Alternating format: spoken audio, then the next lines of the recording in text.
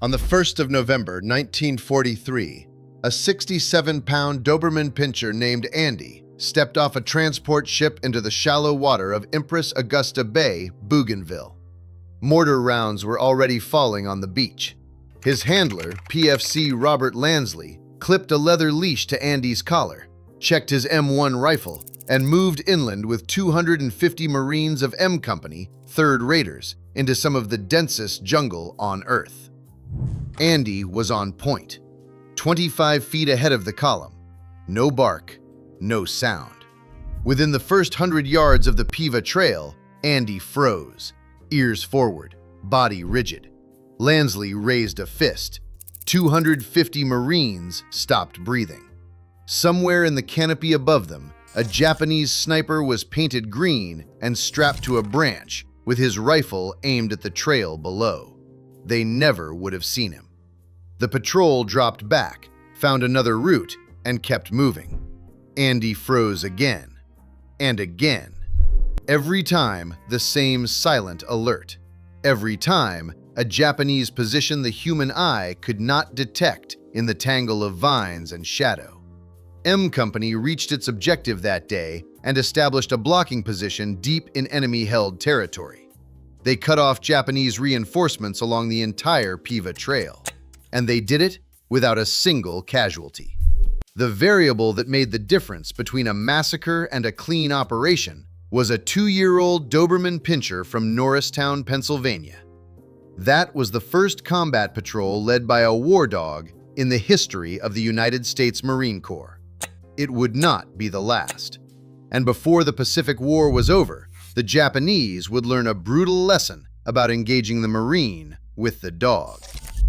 Nobody was paying attention to the Marine Corps War Dog program back in 1942. The brass thought it was a gimmick. The infantry thought the dogs would bark, give away positions, and eat their rations. One Marine on Bougainville complained that the dogs would get loose and go around biting everybody. They were wrong about all of it. The program started in March of 1942, when a civilian organization called Dogs for Defense began asking American families to donate their pets to the war effort.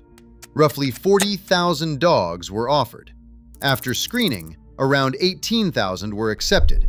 8,000 more failed temperament, size, or health exams. Overly aggressive dogs were rejected. These were not bred attack animals. They were family pets, kids' playmates from kitchens and backyards across the country. The Marine Corps wanted the Dobermans. The Doberman Pinscher Club of America became the primary supplier. About 75% of Marine war dogs were purebred Doberman Pinschers, the rest German Shepherds. The Doberman was ideal for the Pacific. Short coat that handled jungle heat, acute hearing and an extraordinary sense of smell, athletic build, and intelligence that handlers described as almost unsettling. Training happened at Camp Lejeune, North Carolina.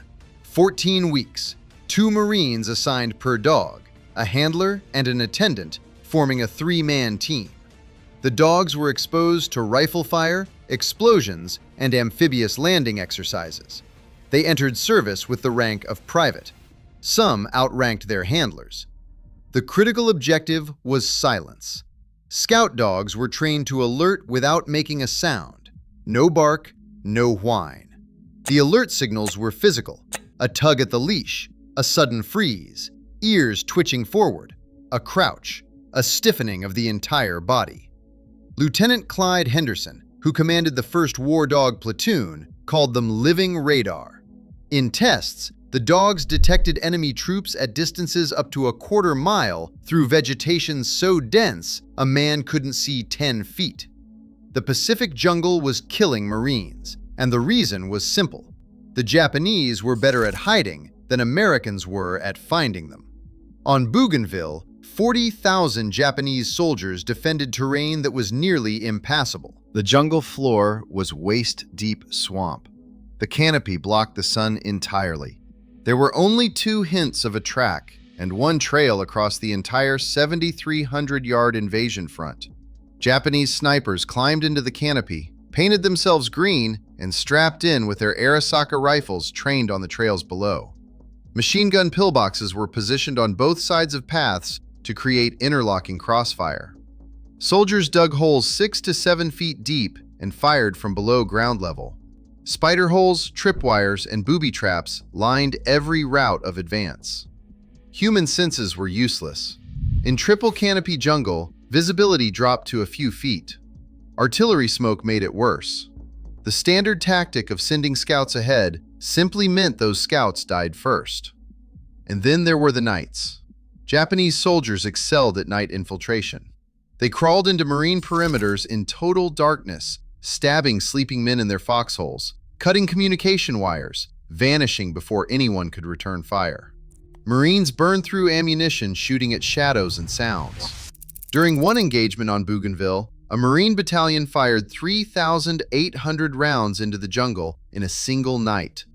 They killed a water buffalo. They wounded one of their own men. They hit 0 Japanese. That was the tactical problem the dogs were built to solve. An enemy you could not see, hear, or smell until the ambush was already sprung. And a 67-pound Doberman could do what an entire battalion of Marines could not. After Andy proved the concept on that first patrol down the Piva Trail, the results came fast. On day 14 of the Bougainville campaign, Marines were pinned by fire they could not locate. Lansley and his fellow handler, PFC John Mahoney, took Andy forward into the jungle. The Doberman found machine gun nests set up on both sides of the trail, positioned for crossfire. Classic Japanese ambush. Invisible to the Marines, obvious to the dog. With the positions identified, the Marines struck and cleared the area. 0 casualties. Andy's former owner, Theodore Wiederman, back in Norristown, received a letter from the platoon that read, quote, "Andy gave warning of scattered Japanese sniper oppositions on many occasions and was undoubtedly the means for preventing the loss of life of Marines."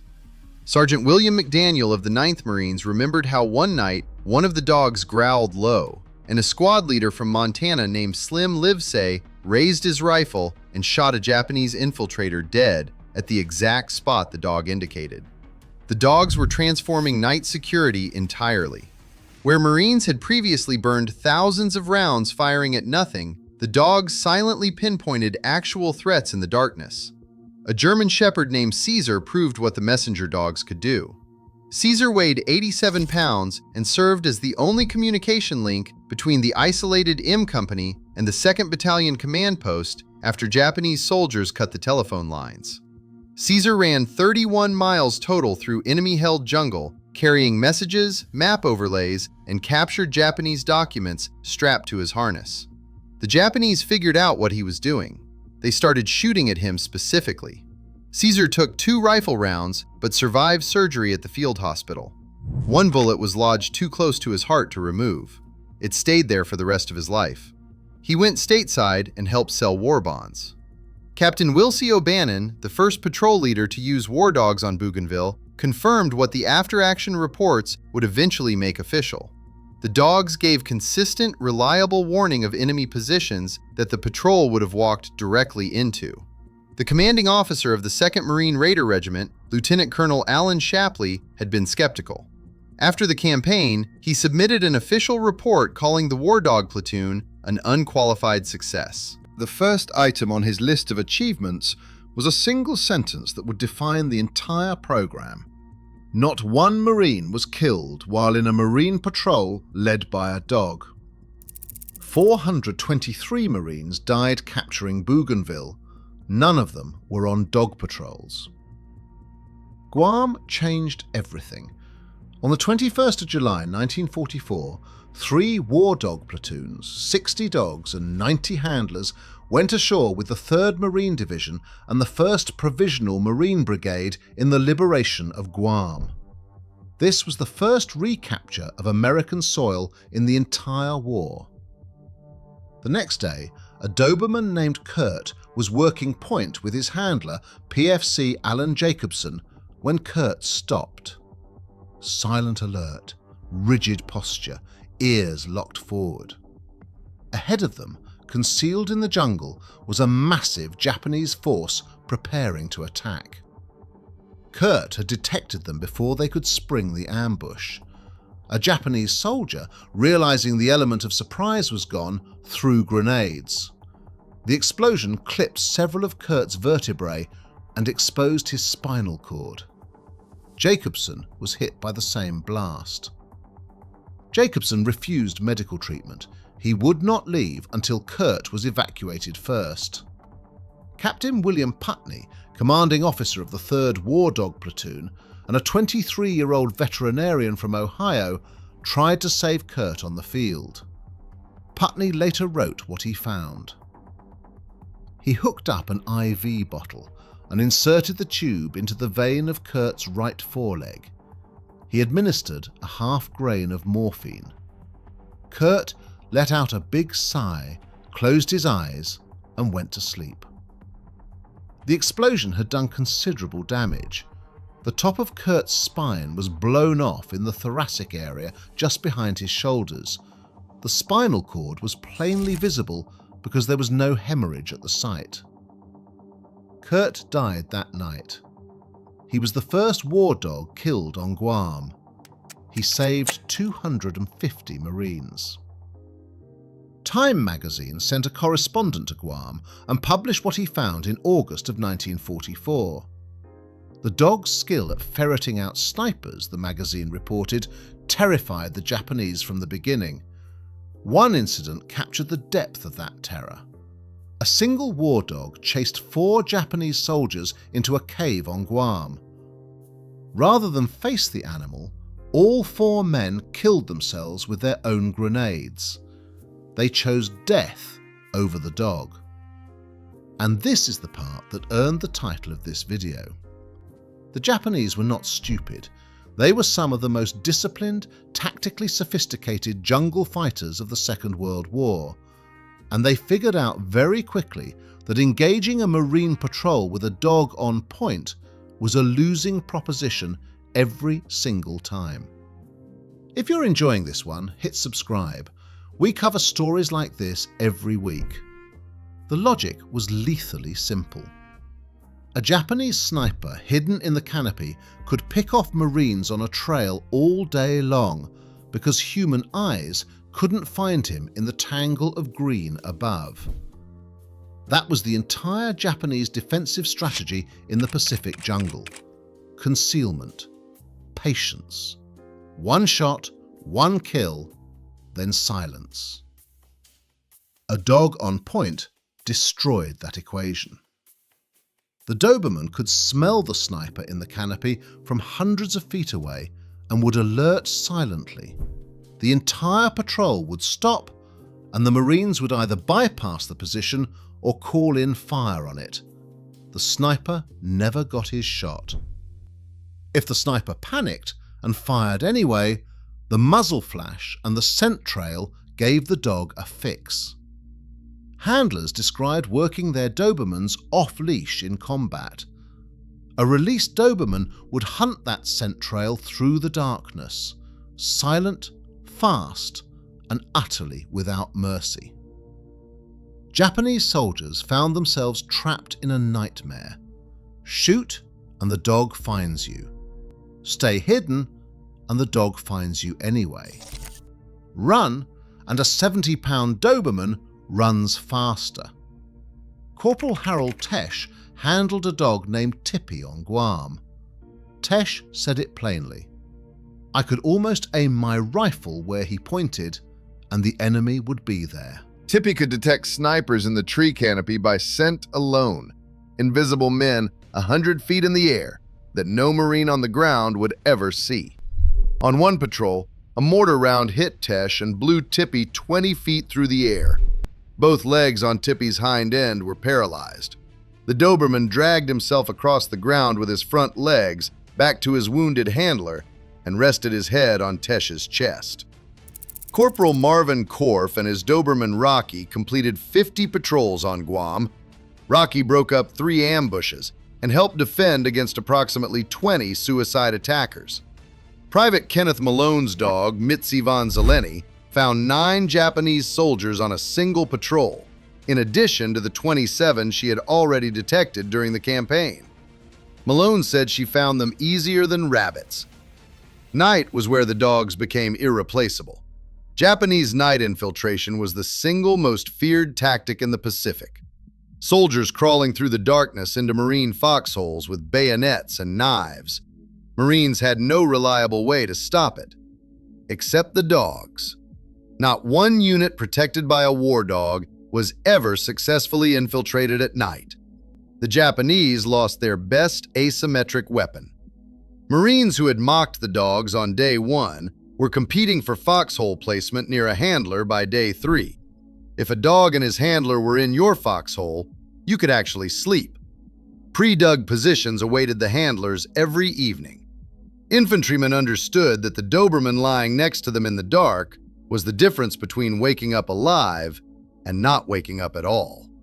On the night of the 22nd of July, handler Edward Topka fought for his life after his Doberman Lucky alerted to Japanese infiltrators closing on their position.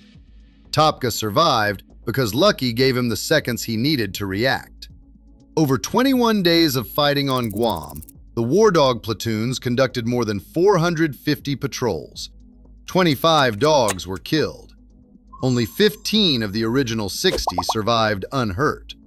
A 42% casualty rate, far higher than the human casualty rate because the Japanese were specifically targeting the animals. They understood what the dogs were doing to their tactics. They just could not counter it. After Guam, every Marine division in the Pacific was assigned a war dog platoon. The dogs went to Peleliu. PFC Tom Price's Doberman Chips went ashore under small arms fire. Chips never barked, only growled. By the second sunset, he had smelled out 2 successive ambushes. They went to Iwo Jima. The open volcanic terrain was not ideal for scout dogs, and constant artillery made false alerts more common. But at night, the dogs were still devastating. PFC Raymond Moquin's Doberman Carl alerted a full 30 minutes before a Japanese night attack. The Marines were prepared. They wiped out the entire assault force. On the black sand beaches of Iwo, Private Rez Hester slept while his Doberman Butch stood guard over him. That photograph became one of the iconic images of the Pacific War. Handler Robert Forsyth admitted what the official records confirmed. We had no manual. Training was by the seat of our pants. The entire war dog program was experimental. There were no precedents for this in American military history. And it worked. Over 1,000 dogs served in the Marine Corps during the Second World War. 465 saw combat overseas. 29 were killed in action across the entire war. 25 of those 29 died on Guam in 21 days. When the war ended, an initial order came down to euthanize all surviving war dogs. Captain Putney, the 23-year-old veterinarian who had held Kurt as he died on Guam, led the fight to stop it. He won. A detraining program was established at Camp Lejeune. The dogs were gradually re-socialized. Handlers were rotated frequently so the dogs wouldn't bond to a single person. Women's reserve Marines walked them. Combat conditioning was slowly unwound. More than 500 dogs were returned to civilian life. Over half were adopted by their handlers or sent back to the families who had donated them years earlier. Corporal Marvin Korf had to return Rocky to his original owner in Chicago. His last sight of his dog was Rocky sitting on the front steps of a stranger's house watching him walk away. Tom Price refused. He adopted Chips and brought him home to Maryland. In the 1980s, Captain Putney returned to Guam and found the graves of the 25 war dogs overgrown and forgotten. He raised the funds to restore the National War Dog Cemetery and commissioned a sculptor named Susan Bahari to create a life-size bronze Doberman Pinscher. The statue is modelled on Kurt, ears erect, on permanent watch. The inscription at the base reads, 25 Marine war dogs gave their lives liberating Guam in 1944. They served as sentries, messengers, scouts. They explored caves, detected mines and booby traps. The last word on the monument is Semper Fidelis, always faithful. These were not purpose-bred military animals. They were donated family pets. Doberman Pinschers and German Shepherds from American kitchens and barns and backyards. Children's dogs. The country asked its families to give up their pets to fight alongside their sons, and the families did it. The dogs that survived came home older, scarred and quiet, decommissioned back to pets. If you want to see another story of an unconventional weapon that changed the war, that video is on screen now.